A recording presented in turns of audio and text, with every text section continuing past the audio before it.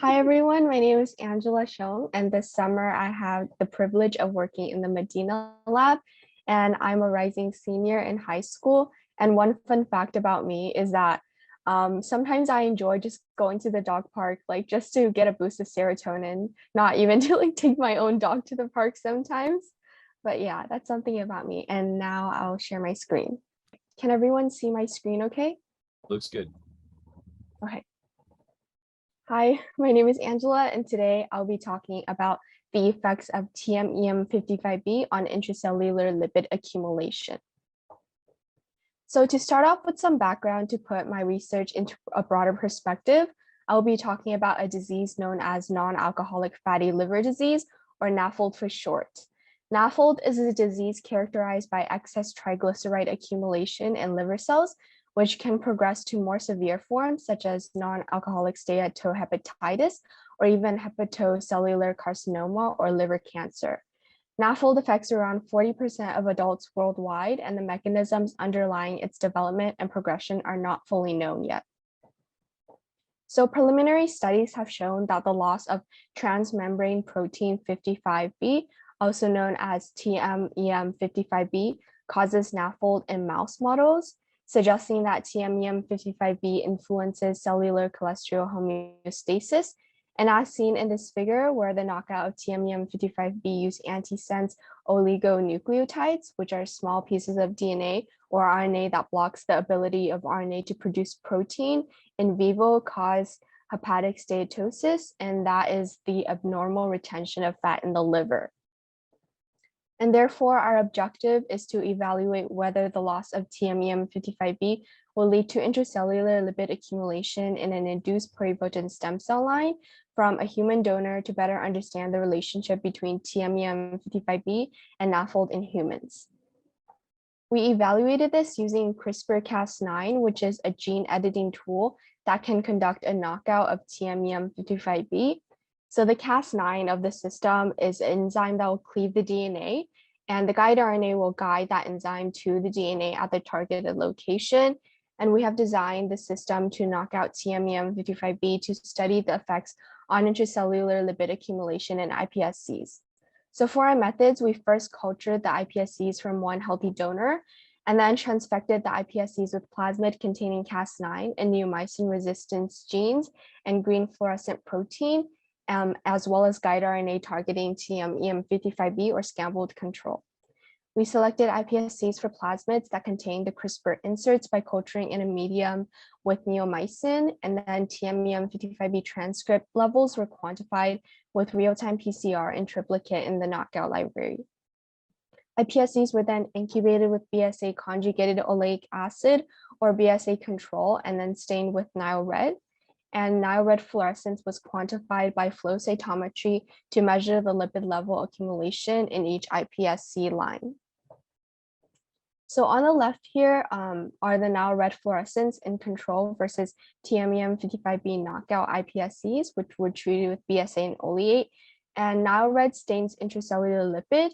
And as you can see here, the Nile levels were higher in the TMEM55B knockdown sample, meaning that there was an increase in lipid accumulation when the TMEM55B gene was knocked down.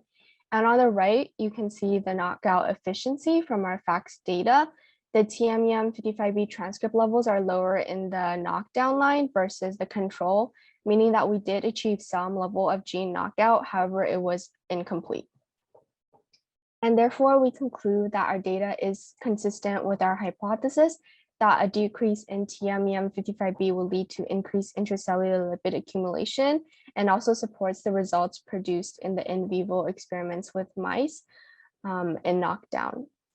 For our next step, we would like to repeat the gene editing steps to increase the TMEM55B knockout efficiency and also increase the sample size to N of 5 to confirm the extent of the effect of TMEM55B on lipid accumulation in iPSCs.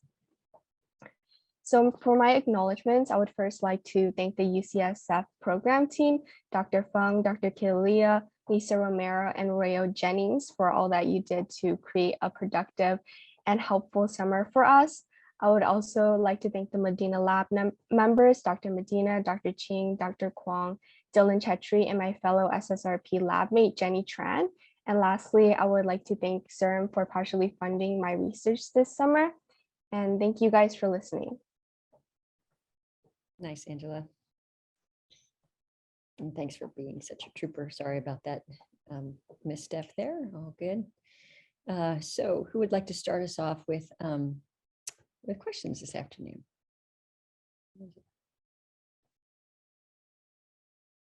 Jalen's got one for you. Thanks, Jalen. Yeah, great job. This was super interesting.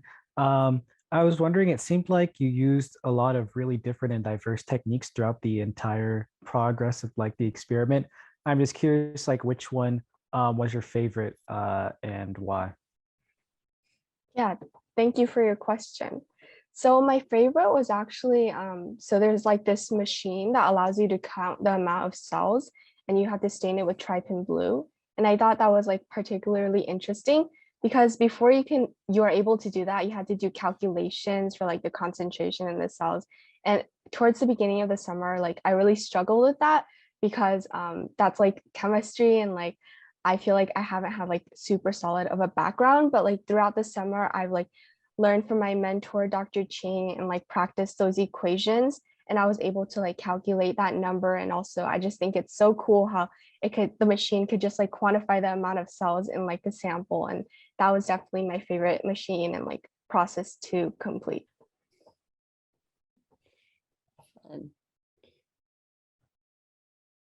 Excellent. Another question for Angela? Hi, Angela. I have a question for you. So I noticed that you used healthy cells in your project. So I was wondering if you could talk a little bit about why it's preferable to use healthy cells. Yeah, definitely. So for my project, we use iPSCs.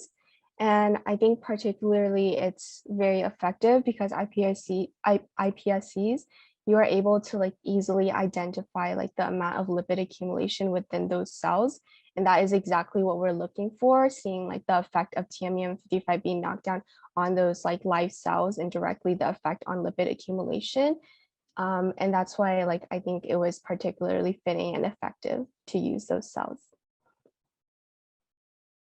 Excellent. Good job, Angela. All right.